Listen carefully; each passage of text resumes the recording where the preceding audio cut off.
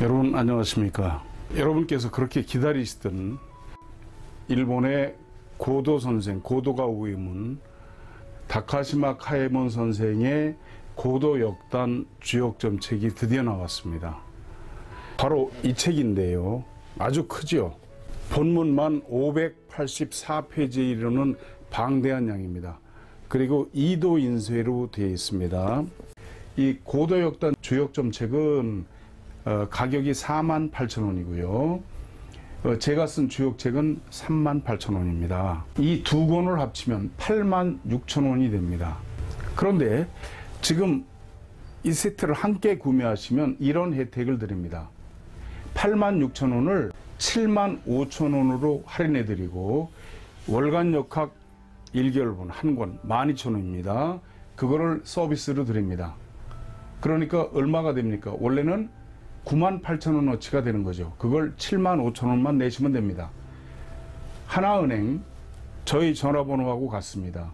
02-2264-0258 끝에 1004만 붙이시면 됩니다. 거기로 75,000원 입금하시고 02-2264-0258로 전화하셔서 주소 성함 불러주시면 저희가 이 책 두 권하고 월간 역학 한 권하고 해서 즉시 택배로 보내드리겠습니다.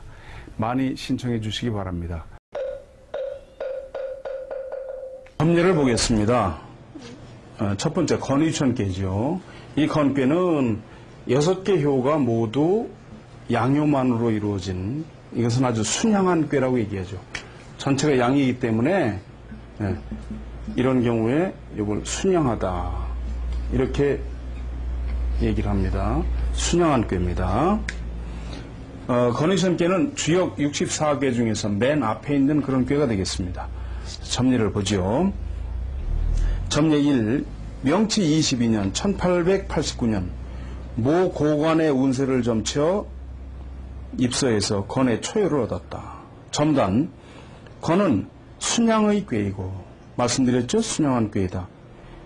괴사가 원형 이정이죠.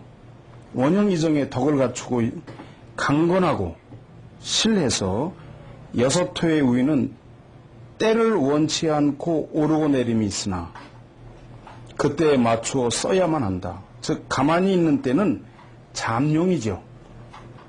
초효가 여러분 보시는 바와 같이 잠룡무룡이죠. 그러므로 잠룡이 되고 발동하면 승용, 즉 비룡이 되는 거죠. 오효가 되면 어떻게 됩니까? 비룡제천 이견대인 그러죠. 고요한 때는 전혀 움직이지 않고 움직이는 때는 무서운 기세가 된다. 초유의 효사에 잠룡무룡, 물속에 잠긴 용인이 쓰지 말라 그랬죠. 잠룡무룡이라고 한 것은 이 효는 양으로 양위에 있고 그 위에 해당하는 것이나 최하위에 있기 때문에 가령 용덕을 가지고 있어도, 용으로서 덕성을 가지고 있어도 아직 이것을 남에게 베풀 수가 없는 것이다.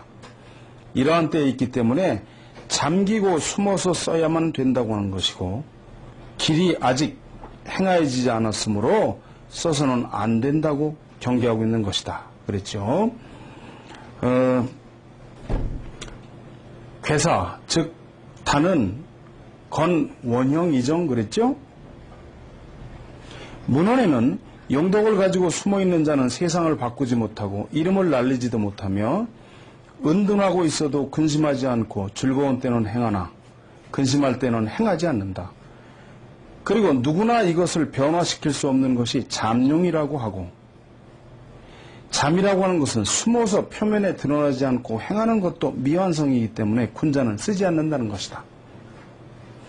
이제 당신의 운세를 점쳐 이 꾀에 이 효를 얻은 것은 되돌아보면 당신은 명치유신을 시작한 전쟁에서 공운이 있어 지금 육군 중장의 현직에 있고, 더욱이 유학과 불교에 정통한 이른바 학문은 천인을 다하고 문무를 고루 갖춘 당대에 비할 사람이 없는 인물이다. 그렇지만 세상에 쓰일 수 없는 것은 즉 잠룡의 용덕을 가지고 있으면서 숨어있는 자이다.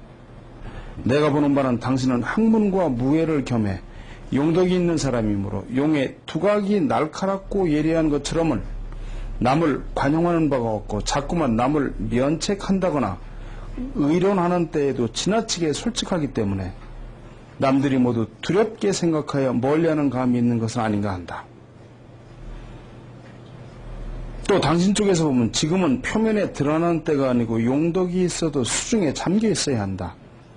더구나 건의 때는 군용이 모이는 때이므로 자신은 용덕이 있어도 그 현재를 자부하는 일이, 그렇죠? 뛰어난 그 재능을 자부하는 일이 있어서는 안 된다. 만약 세상에 쓰이지 않아도 세상을 피해 답답해하지 말며 남이 자신을 알아주지 않는 것을 근심하지 말고 자신이 남을 알지 못하는 것을 걱정하며 고요히 때를 기다려야 된다. 예, 이 효가 변하면 손이 된다. 손은 바람이 있어 수은 따라간다고 한다. 그렇죠? 여기서 만약 이 가운데가 변해서 이렇게 되면 천풍구가 되죠. 그래서 밑에는 뭐가 됩니까? 바람을 뜻하는 손꾀가 되는 거죠. 보통 남의 마음에 들 수 있다고 하는 것은 손이다. 당신은 매우 정직하고 말하는 것도 지나치게 정직해서 오히려 남의 마음을 상하게 하는 일이 있다. 쭉 설명을 하고 보면은 당신은 뾰족함을 버리고 손에 손을 취해 남을 접할 때 온화한 춘풍 속에 앉아있는 듯한 생각을 하도록 한다면 날로 인망을 얻게 되고 마침내는 비룡승천, 그죠? 비룡제천이지요. 기세를 일으키게 될 것이다. 금년의 운기는 이러하지만 이 사이 잠룡의 덕을 쌓는다면 내년은 혈룡제전 이견대인 그랬죠. 이후에 그때 이르러 운세는 발전하고 그 덕을 백성에게 베풀게 될 것이다. 이제 이렇게 했다는 겁니다. 두 번째 점례입니다. 명치초년 1867년 나 스스로 일신의 방향을 점쳐서 건의 이효를 얻었다. 점단, 건은 순양의 꾀로 6회의 상이 모두 용에 비유될 수 있다. 용덕이 있는 많은 현자가 정계에 있는 때이다. 돌이켜보면 우리나라는 덕천씨니까 누굽니까? 덕천가강이죠. 옛날 도요토미 말고 그 후에 도요토미 히데요시의 그 아성을 무너뜨린 도쿠가와 이에야스, 치세를 시작으로 하여 300년간 쌓였던 폐해로 마침내 세상의 일변에 끝내 명치 유신의 날을 보게 이르렀다. 그리고 그 유신의 공업은 하나는 세상의 운기가 소장한 데 따른 것이라 할 수 있으나 일본 구주지방에서 용덕을 가진 사람들이 각각 그 번의 힘을 발해 중흥의 위협을 달성한 것이므로 현재는 건의천의 세상이다. 여기 나옵니다. 나는 젊어서 7년의 세월을 옥중에서 보냈으나 방면되고 나서는 각고의 노력으로 4년 동안 20여만 금의 재산을 얻었다. 점을 쳐서 굉장히 얻었죠, 이 양반이. 또 사업을 해서 그랬죠. 천재 이루의 융성한 때를 만나 약간의 자산을 얻었다고 해도 이합 집산의 원리를 면치 못하여 스스로 그것을 사용하지 않고 자손에게 남겨도 범용한 자가 그것을 지킬 수 없는 것은 당연하다. 그래서 쭉 나옵니다.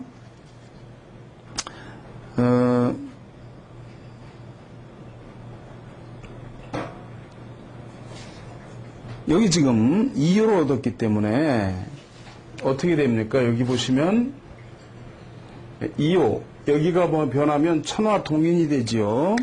그렇기 때문에 끝부분에 보면 이것은 내가 천화동인의 궤에서 추정하여 철도, 가스, 학교 등 큰 사업을 성공시킨 이유이고 그 기본은 여기에서 얻은 것이다. 생각한데 건의 궤는 태양이 언제까지나 자강하는 상이기 때문에 사람 또한 강건하고 약간의 태만함도 없이 사업에 열중할 때는 마침내 성공의 날이 오는 것이다. 따라서 여기서 내가 건과 동인의 꾀에 의해 효과가 있었던 점단을 기록한다.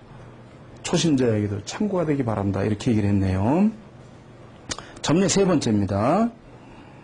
명치 16년 1883년 5월 마츠가다 대신을 아련했다. 대신은 금년은 봄이 오고 나서 눈이 많고 긴 비로 한기가 특히 심했다. 나는 금년의 미국 작황이 나쁘지 않을까 걱정하는데 풍용을 점쳐봐 주시지 않겠습니까? 해서 입소에서 견해 3회를 얻었다. 건은 순양의 꾀이고 건의천이란 건은 말리다, 말릴 건자죠. 하늘의 소위, 그죠? 말린다고 하는 것은 하늘이 하는 거죠.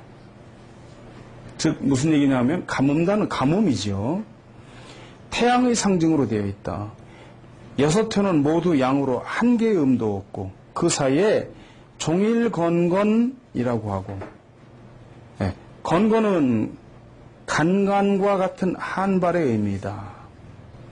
구삼이 변하여 호꾀에 이의 화가 있고, 그죠? 구삼이 변한다 그러면 어떻게 됩니까? 호꾀라고 하는 거. 자, 보시죠.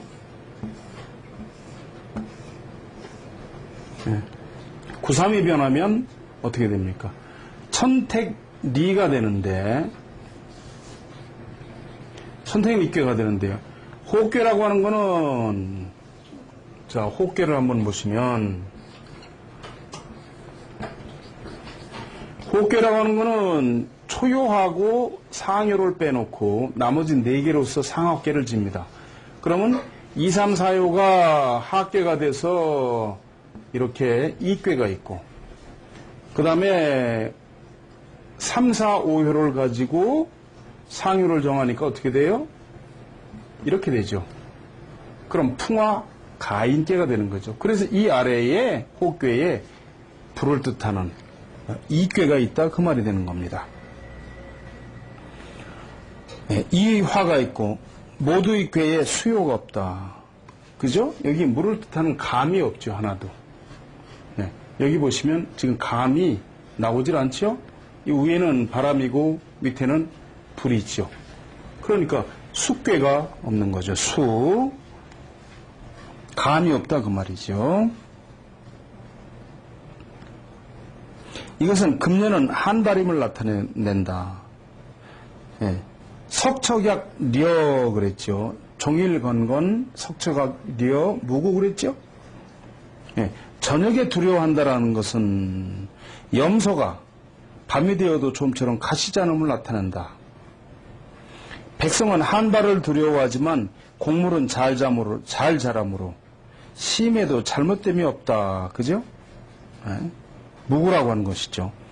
이효에서 혈룡재전, 땅 위에 용이 나타났다라고 하는 것은 전원의 것으로 삼효가 변하면 해가 전면을 비친다고 하는 상이다.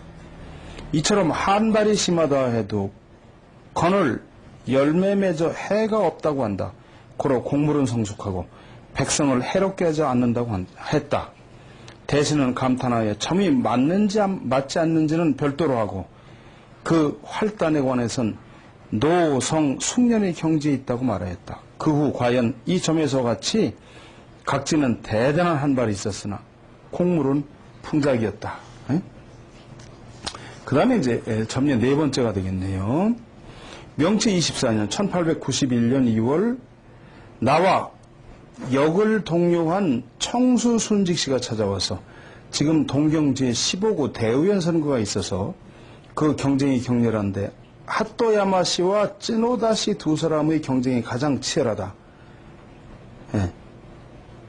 나는 구산, 그러니까 핫도야마 씨와 연고에 있어서 그의 승패가 어떨지 점쳐보고 싶다 했다. 입소에서 건의 사유를 얻었다. 첨단, 건뼈는 6효 모두의 상을 용으로 하고 있다. 군령이 모이는 때이다. 그리고 그 효는 양의 기운이 왕성하기 때문에 강력하게 추진하면 당선될 것이나 핫도야마 씨는 적극성이 없는 성격이거나 일에 주저하는 바가 있어서 그렇죠? 효사에 혹약재현 무구 그랬죠. 상꾀가 변하여 손이 된다. 그렇죠? 이 위에서 지금 보시면 이렇게 했는데 사효가 얻었기 때문에 상꾀를 변해서 위에가 손꾀가 되는 거죠. 손은 의심함이 있어서 끝까지 다하지 못하고 혹은 의심하는 말이다. 사효는 원래 의무이이고 변하면 호꾀에 이꾀의 명을 포함하여 응효의 초구에는 연상이 있다 그랬죠. 즉 이게 무슨 말씀입니까? 예. 호흡괴를 하면은 이렇게 해서 밑에가 태가 되고 요 위에를 하면 어떻게 됩니까? 이괴가 되죠. 그러니까 밑에 연이라는 게 뭐예요? 연못 아니에요. 혹약재연, 그죠? 연못에 상이 있는 거죠. 이 사람은 학문에 성취한 바가 커서 경력도 풍부하고 강건한 기사가 있다 해도 의무이기 때문에 결국 결심이 굳지 못하여 강하게 의원직을 바라지 않는다. 여기 보시면 항상 모든 꾀는 양음이라고 그랬죠. 그런데 여기 있어도 양요로서 의무에 있기 때문에 원래는 이렇게 된 거죠. 그렇기 때문에 강건하지 않다 그 말이죠. 자신을 추천한 사람의 호의에 대하여 싫다는 말을 못하고 있지만 꼭 되지 않으면 안 된다고 바라는 것은 아니다. 따라서 핫도야마는 소수의 차로 당선될 수 없을 것이라고 점단했다. 청수씨는 놀라서 들어왔지만 나중에 과연 15표의 근소한 차로 그가 낙선되었다고 했다. 기가 막히죠. 점례 5번째입니다. 명치 28년 1895년 2월 28일 이또백작 이등방문이죠. 이건 견청대사에 임명되어 시모노세키 그 당시에 이제 청나라의 이홍장이하고 단판을 지러 갈 때입니다. 시모노세키를 출발하여 천국으로 향하였다. 지난해 12월의 조선사건입니다. 조선사건이라고 하는 게 그 당시에 뭡니까? 김옥균, 박영호 등이 일으켰던 갑신정변입니다. 조선사건에 관하여 청국정부와 담판하기 위해서였다. 나는 이 담판에 성부를 놓고 입사하여 건의 오요를 얻었다. 이것을 이또백작에게 올리려고 배웅을 갔지만 배웅하러 온 수백 명이나 되는 사람 때문에 증정할 기회를 얻지 못하였다. 그래서 어떤 사람에게 부탁하여 이것을 천진으로 보내게 되었다. 그 당시에 이제 이홍장이하고 이등방문이가 이또 히로부미가 천진에서 회답을 했죠. 회담을. 점단 대저 구호의 대인은 구이의 대인과 응효의 지위에 있다. 역은 항상 음양이 상하는 것이어서 이제 구이와 구호는 공이 양효라고 해도 국가를 생각하는 점은 같아서 응하지 않는 것이 없다. 일본의 대인과 천국의 대인이 회견하여 담판을 열었기 때문에 반드시 먼 장래를 생각하고 눈앞에 작은 일을 돌아보는 일은 없을 것이다. 또 건의 이괴 곤의 오효는 건의 그 내부적인 괴는 건이 모두 변하면 곤이 됩니다. 황상원길이라고 있다. 오효, 그죠? 이것은 양 대인이 함께 내심으로 황색 인종의 안위와 성세를 염려하고 서로 상부하여 아시아의 독립을 계획한다고는 의미가 포함되어 있다. 양국의 대인이 이 점에 유의하여 국가 간의 만남을 그르치지 않는 한 평화를 계획하는 논의도 할 필요가 없다. 그렇게 된다면 양국 국민의 행복은 그 이상이 될 것이다. 건상에는 군자 자강불식이라고 하고 있다. 입소에서 건괴를 얻었을 때는 태양이 운행하여 조금도 쉴 틈이 없는 것처럼 노력하지 않으면 안 된다. 따라서 앞서 나간 자가 승리를 획득하는 꾀이다. 이제 우리 측에서 대산을 파견할 때는 선편이 우리 쪽에 있고 우리가 먼저 나아가 담판을 여는 것은 건을 실행하는 것이기 때문에 승리는 우리에게 있으니 이 운기를 명심하여 용기 있게 나아가 담판한다면 만사에 좋은 것을 얻을 수 있다고 하는 점단하였다. 이때 시모노세키와 변천을 오가는 다찌가와 씨가 천진으로 건너간다기에 그에게 부탁하여 서기관 또 이또라고 이건 다른 사람입니다. 해서 이또 백제에게 올렸다. 그때 천진에서 담판이 순조롭지 못하게 끝나 이또 백작은 짐을 정리해 귀국하려고 하던 참이었는데 이 점괘를 보고 크게 감탄하여 다시 담판을 제기해 마침내 일부의 양보도 없이 사명을 달성했다고 한다. 국가의 그 대사에까지도 영향을 미쳤던 거죠. 점례 6입니다. 명치 19년 1886년 12월 그 이듬해 철도국의 운을 점쳐 건의 오유를 얻었다. 이노우의 철도국장에게 올렸다. 첨단 건은 상하계 모두 순양의 꾀를 더해 이제 오효변을 얻은 것은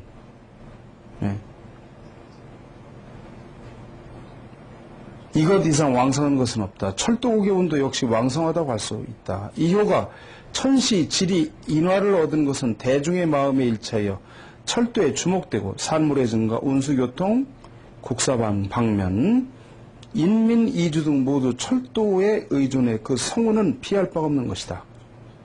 비룡제천 이견대인 그랬지요? 효서가. 이것은 차의 운행의 왕성함에 비유하여 그 수송편을 이용하지 않는 것이 없다. 따라서 내년은 철도 사업이 큰 발전을 기대해도 좋다.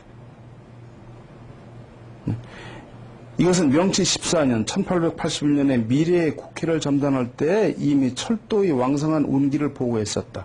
이제 여기에 그 기운을 찾아왔다고 판단하는 것이다. 과연 전국의 인심은 철도에 쏠려 그 인기가 높은 것은 비교할 바가 없었다. 아주 좋았다는 거지요. 그 다음에 이제 나는 매년 동짓날 정부의 고관을 비롯해 친족과 친지들이 내년 운세를 점치고 그것을 그 사람들에게 보내오고 있다.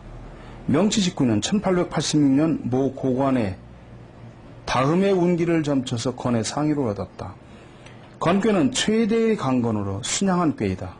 이것을 사람에 비유하면 지식과 경험이 풍부하고 그 공로 또한 있어 지위가 있는 자이다. 지금 이 사람은 높은 자리에 있다 해도 이미 상효변에 있고 천명은 이미 다 지나간 거죠. 상효는 항상 그렇죠. 효사의 항용유해라고 하고 항용이란 용이 하늘을 지나쳐 올라 구름을 잃은 상태로 우로의 은혜를 베풀 수 없게 된 상이다.